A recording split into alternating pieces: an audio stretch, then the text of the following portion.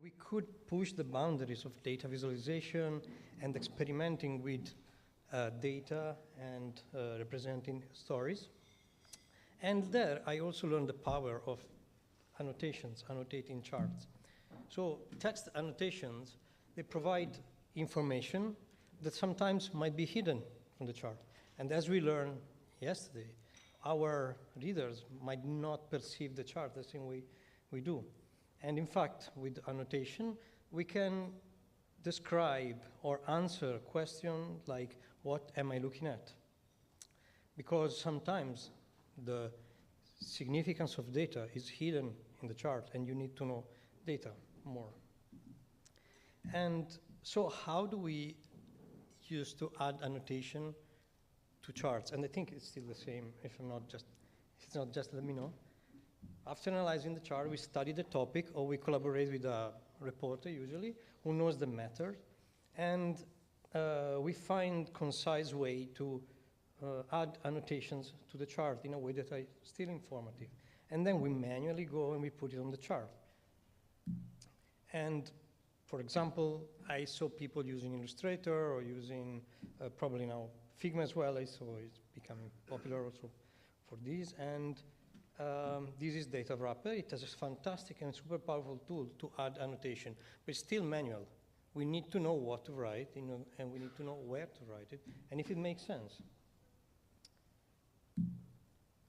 Then I moved on to another company, Cisco, where we work on products. And in dashboards, charts, product, you never see annotation. I've never seen annotation in any of these charts. It's because it's complicated to add annotation in an automatic way. And that's why, with my background and will to find ways to add annotations to charts, I try to introduce that. And in this chart, for example, each circle is a building, and they are positioned on the x-axis based on the KPI called onboarding time. And the idea was to give the user a hint of what is that circle, and that annotation showing that. Similarly, in this chart, we added an annotation to explain what is this deviation.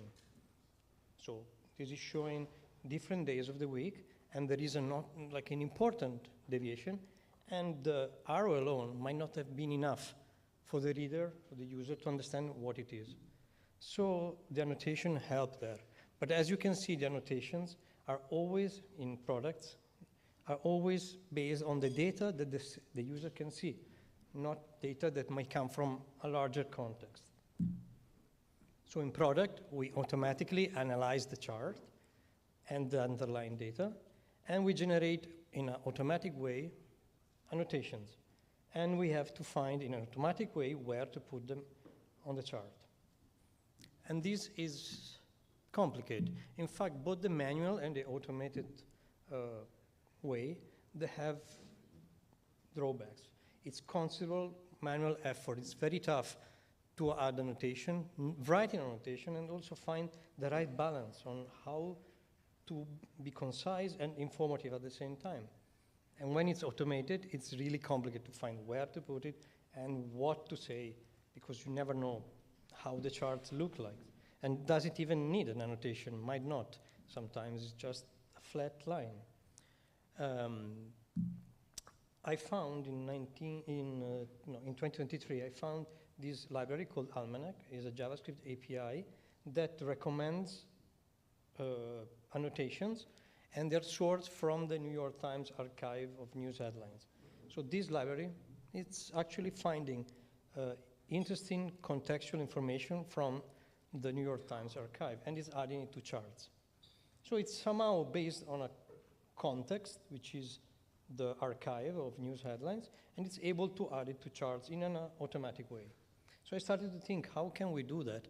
And then AI came, and I thought, perhaps there will be a way we can use it. And as I think everyone here faced, we started with the temptation that we can use AI for everything. I think everybody here tried to go and prompt, create a chart for me with this data and annotate it, and at the beginning you are excited, but eventually I don't think anybody used it. It was just an experiment, but nobody used it. And that way of using it, and then using more and more, I figured out that just because it can do everything, I don't need to use it for everything. And I noticed that the best way I'm using AI in my work is when I complete my work rather than replacing it. And for that, I thought, can we use GenAI to create annotations? And then we had a chance at Office to, in a hack day, I collaborated with two of my colleagues, Federico and Javier, to create a tool that creates contextual annotation through AI. So we defined this as a list of steps. First step, we need to understand the chart for the AI and translate it into data. Second step is to get contextual information from different sources, understand where there are plot changes in a chart, and eventually get the annotations. Now I'll go through all of these steps.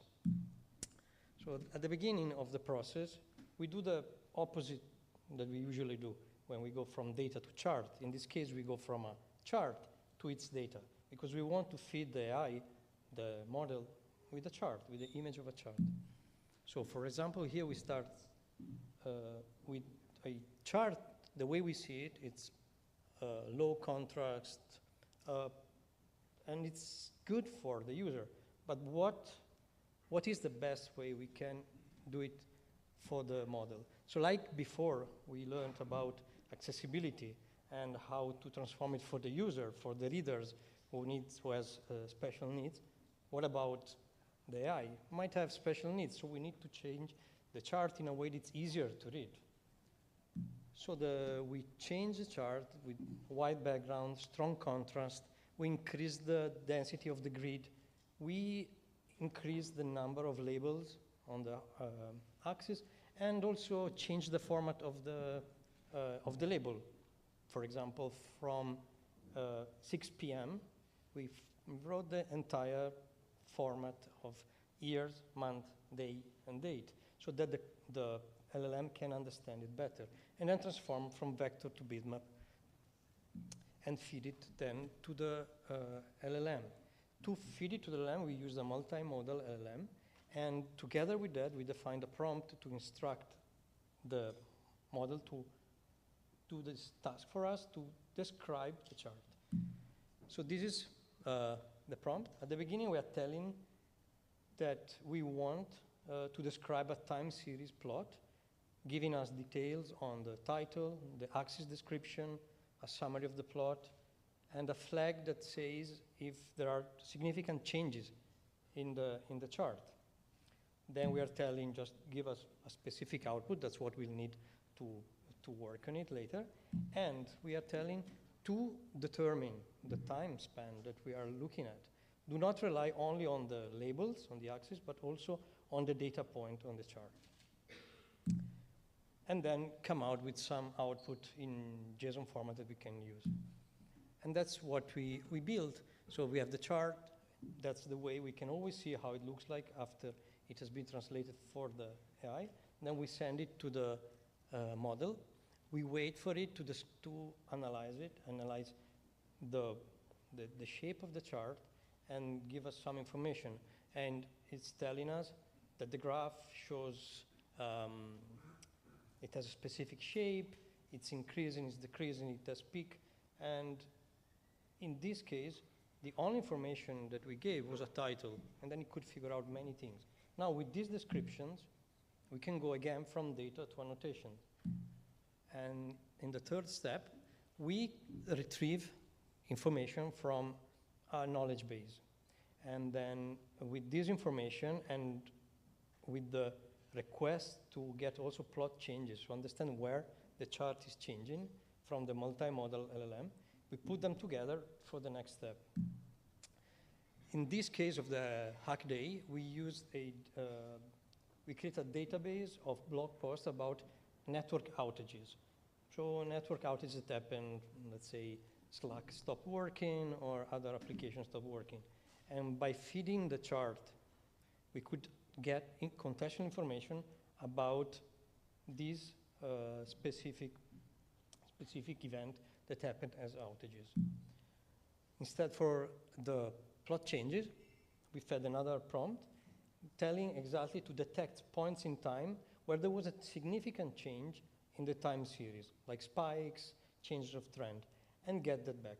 Now, okay, this is the example of how it's returning the data. And it's telling that there is a start of a noticeable upward trend, or a peak, or a beginning of gradual decline. So it's described in the chart in a nice way. Now, with the retrieved documents about what's happening in the network, with the changes in the plot, we can ask finally the AI to generate annotation for us. So we are telling now, you are tasked to provide concise annotation, 2 to 3 sentences, about the reason why a time series changes at a certain point in time. To provide this annotation, you should use the contextual information of the documents that it provides you and use the changes that we have identified. And at the bottom, we say, please remain faithful to the underlying context. We don't want you to go and find context from other sources, but just the one that we asked you to pick the content from, and generate the output the way we want. So this way, we feed it, we send all this information, and automatically it generates annotation for us. So in this case, I'm just showing the US unemployment rate, and it's showing where and the annotation have been detected and where they've been positioned, and what is a title, a short title, and also a description. And all of these can be done automatically without all the manual effort that we usually do for this type of operations. So in the case of the data that we fed from different contexts about outages, we gave this chart. This is the way the AI will see the chart rather than the blue line. And we got this description. The graph shows latency over time, and there are fluctuation, and there is a notable spike around the 25th of November, and after that, it settles down. Now, with this information, with the other information that we could provide from the blog post, it generated these annotations. And let me zoom in. So it finds there's a peak impact, the outage, there's an escalation, recovery begins, and the service restoration. All of these without ever telling that it was a Microsoft problem.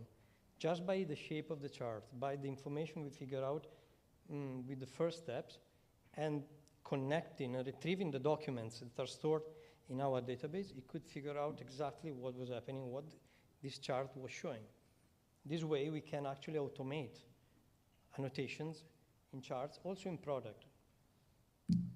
But what if we don't have a knowledge base? What if we don't pull data from that blog post? We can use the vast knowledge of LLM. So instead of retrieving documents, we just let it go and find information from the sources that the LLM has. So in this case, the prompt is different. It's not telling to use content from documents, but it's telling to find point or period in the chart that are interesting, and then define a title, like Great Recession, .com bust, and only use well-known events, terms, or phrases that are widely recognized and relevant to the data. So we are instructing the LLM to be very specific on that. Similarly, when we want to have a description of the event for the annotation, we want to get data from real-world historical, political, economic, or domain-relevant situations. And we want to include a numerical value. One thing that was interesting was that sometimes it tended to just give very simple description, like there is an increase, a decrease. So we had to instruct that don't use generic or statistical terms for the title, high value, increase. And if you don't find anything this is meaningful, just don't generate any annotation for it. And for that, for example, for the unemployment rate, that's the way we feed the chart to the LLM. These are description, which says what the LLM sees and how it describes it. And then we get either titles or descriptions that are saying exactly what's happening. In the Great Recession, employment hit 10%, and explain some important historical fact, like the Reagan recession. Similar for auto fatalities in the US. Simplify the chart. And then we have a description that says that it increased and then it slowly decreased. And with that, we fed this to the system, and then we get annotations that are nicely positioned on the chart and describe things. And for example, here, without knowing exactly why there was a decrease, it describes that it could be attributed to improved vehicle safety features, stricter DUI laws, and increased use of seatbelts. And this is all by going and getting data from the vast knowledge that you said. Or there is a slightly increase after COVID, and it says it's possibly due to more reckless driving on emptier roads and reduced law enforcement presence. This I was not sure about, and I went to check. It actually makes sense. And in this example is the exchange rate between Japanese yen and US dollar. And we did the same process, and we get the right annotations. One thing that here was tricky is that the direction of the chart is actually opposite of what we should read. If the value is low, it means the yen is strong. When the value is high, the yen. And in the first annotation at the bottom, the LLM was not understanding. And it was saying it went low and something bad happened. It's because some policy. And it was hallucinating. And then we had to tell in the prompt that's to fix that. Two lessons we learned: the temperature. So when you define how you want to interact with the LLM, you define a temperature, which is a measure of the randomness, or let's call it creativity. And for when you use an external data source, like you have your documents, then we want to use a low temperature because we want to stick with the content that we have.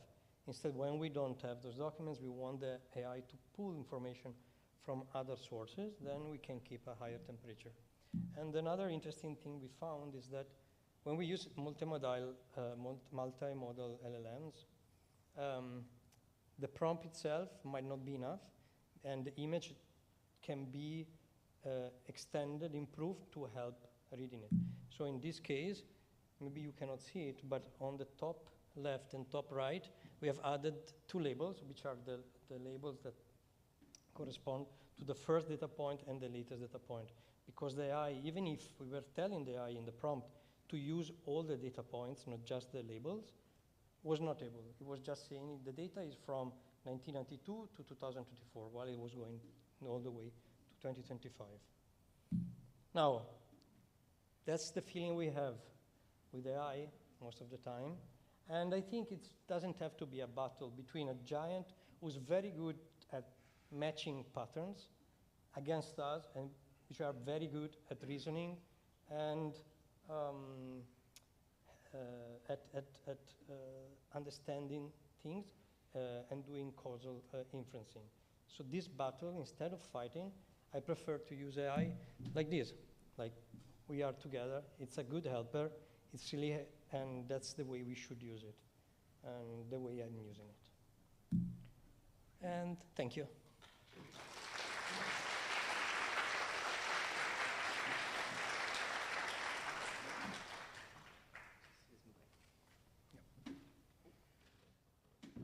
All right, we do have time for a handful of questions. Excellent talk. Yep. I personally love to think about AI as horse and rider, not horse on top of the rider. Let me see here. I think we're supposed to have a stray mic for you for the center of the stage. Do we not? There it is. Fabulous. Thank you for your patience. Just stand over there.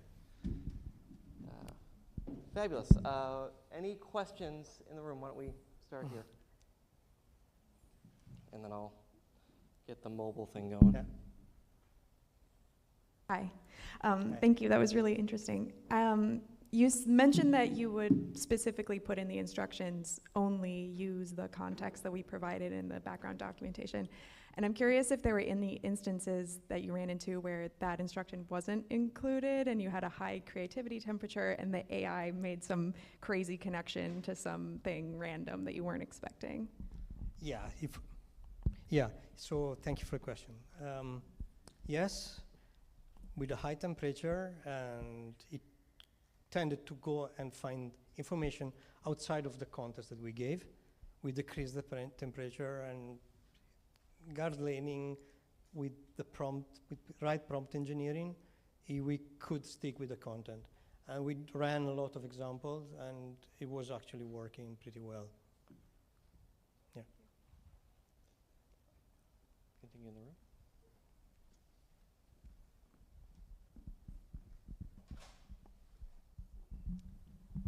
Have you tried evaluating different models, specifically thinking models versus non-thinking models? And what is the cost of generating annotations like this? Like the actual price of integrating this into like a production system, for example? All right. So no, we didn't try with different models. I have no idea about the difference between reasoning models or the others. Also because it's actually using multi-model to analyze, and it's probably there's not much reasoning needed in that, I believe. The cost, it's a good question. I don't have a number, but it's pretty low in our experiment. Sorry for not having a number for that. Thanks. Right, it's a very good question.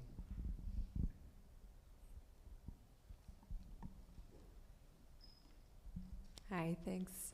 I wonder if you could speak to the decision to switch the charts to bitmap versus passing the underlying data or passing it in vector. It's not an obvious choice for me. I'm curious why you found that worked best. Yeah, thank you. Good question. Actually, we wanted to replicate the process that we, as humans, do. See the chart, find the place, and see if that worked properly. We could have fed the real data, but I don't think he would have understood exactly what was the best position to put the annotations. And bitmap works better in that case than keeping it vectors, just because the model works better with that, at least in our experiments. Yeah.